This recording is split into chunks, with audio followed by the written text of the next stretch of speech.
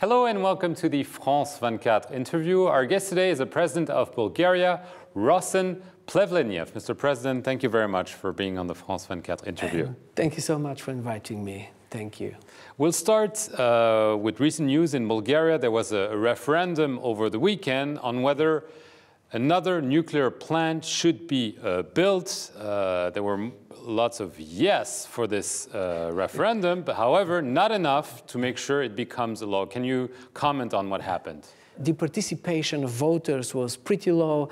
It's 21%. And based on our constitution and the laws in Bulgaria, if a referendum has to be legally binding, we need to have at least the number of voters who voted in the last parliamentary elections. For Bulgaria, that was 2009, and it was approximately 4.5 million voters, and yesterday we had 1.5. So the result is the referendum will be not legally binding, but it is an important weapon for democracy. So there will not be another nuclear plant built. Are you satisfied with that outcome? For the moment, the decision of the parliament was for that second Bulgarian nuclear power station called Nuclear Power Station Belene to be frozen. So it could be in May that there will be discussions and might be another result. But if I have to tell you my own opinion as an insider into Bulgarian politics, I do not believe that there will be a change on the position to unfreeze that nuclear power station Belene project before elections coming in Bulgaria, which will happen in July this year. After the elections, definitely there will be new debates in the parliament. Are you in favor of more nuclear power in Bulgaria? Yes, Bulgaria will continue developing nuclear power, but in a smart and in a sustainable way, having diversification as a priority too. And the most and the major issue is also taking care of the results from financial point of view. Is there going to be a sense by investing billions? What is going to be the return? I want to get to the European Union membership. Bulgaria has been a member of the European Union for a couple of years, but there's a big debate about belonging to Schengen. This has been going on and on and on. What's the situation for now? That's a top priority for Bulgaria. We are very grateful to France and our partners and members of the European family who are supporting us. Bulgaria introduced all the measures and we are keeping our borders safe and the results are visible. They're there and we got a lot of acknowledgement from European Commission and our friends and partners all over Europe. Of course, there is still a problem to be solved as Holland is raising a question mark about the capabilities of Bulgaria and Romania in a package to join the Schengen area. And there was a solution about a two-phase approach. We fully agree to that, and we expect that in this year, definitely the two countries will be there in the two-phase approach. So you believe the Europeans are really eager to have Bulgaria and Romania become part of the Schengen era? It seems that it's the opposite, actually, that many countries, some not saying it, are actually not in favor. There was a big debate in France about the Roma gypsies a couple of months ago, and it seems there's not a lot of willingness to accept you. Well, you see, it's all about Europe. And we do have the two coins, the two parts of the coin. On one side, you have the national responsibility. On the other side, you have the solidarity. We are behaving in a very responsible way. We equipped our borders, we stick to the regulations, and our borders are safe. So if a national responsibility is in place, we will be expecting the European solidarity, because without rules and without solidarity, Europe will be breaking apart. It's not good for Europe that different interests will be marking the most important exercise for all of us in Europe. And this is, do we have rules? Do we have regulations? Do we have a common plan?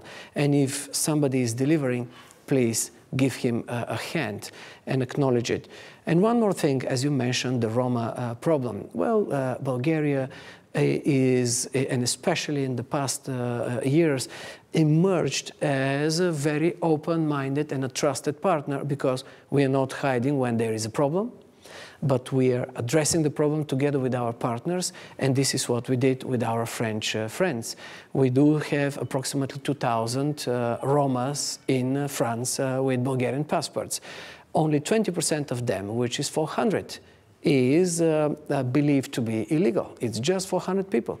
But we take every single case one by one, and we take decisions based on our democratic values. And one thing has to be very clear. The problem is not a Bulgarian, and is not a French one. It is a European one. The problem with the Roma population is not about discrimination, it's about integration, and this could happen only together. What if at the end of this year you are not a member of the Schengen area? Well, we will continue to do our job as we are doing it today. Our borders will be safe, and we will stay proudly and honestly to what we do. But we believe that the motivation and the future of Europe is to get together, to integrate. Speaking of security, last July there was an attack in the Black Sea resort of Burgas, where 5 Israeli tourists were killed, as well as a Bulgarian driver. There is an ongoing investigation. There were reports that Bulgaria had linked the attack to the Lebanese Shiite group Hezbollah. Can you tell us more about the status of the investigation? Well, there are a lot of rumors, but no Bulgarian official has pointed at any direction yet. The ongoing investigation is still on the way. Bulgarian authorities have reacted in a very professional way, and Bulgarian services are cooperating with American, Israel, British, French, German, and many others, Interpol, Europol.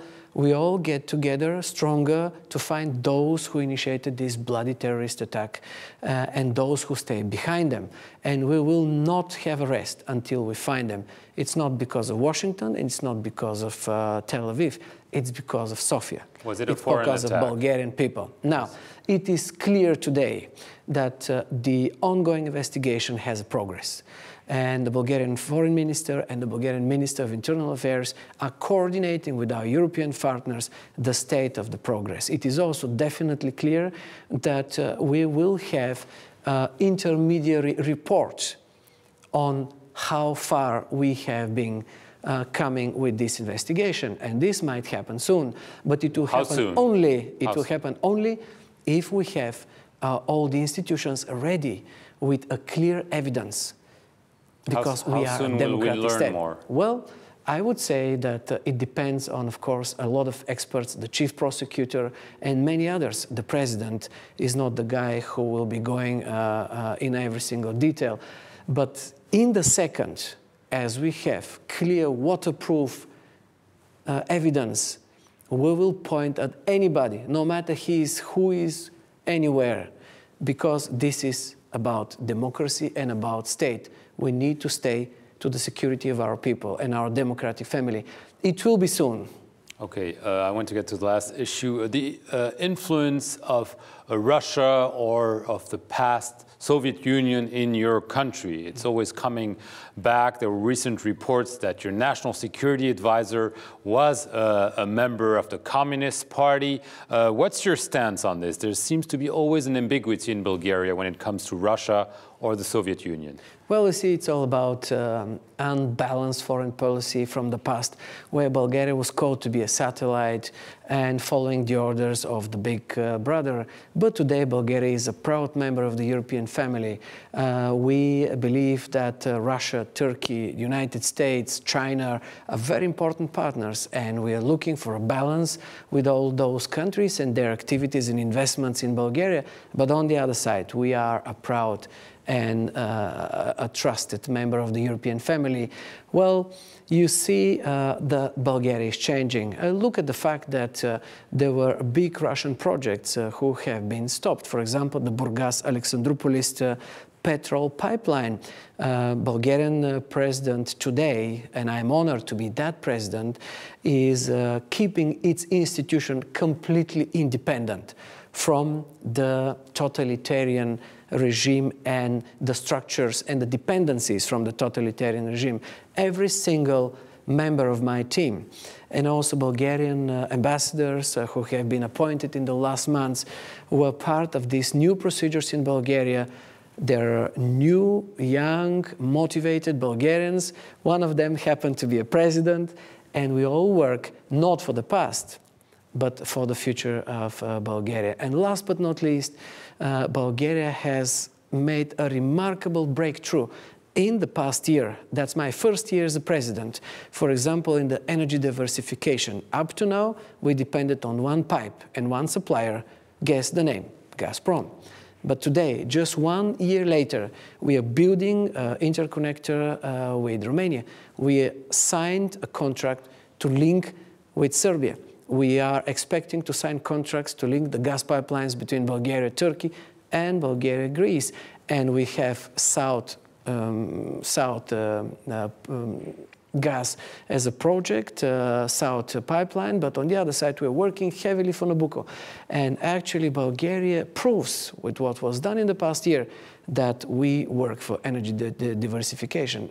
And the major partner of Bulgaria into this project is the French company Total. We are so proud to have them as a strategic partner. So it's not just Gazprom anymore. We gave a special concession on the Bulgarian Black Sea coast for Total in consortium with OMV and Repsol from Spain to look for gas into the Bulgarian Black Sea shelf.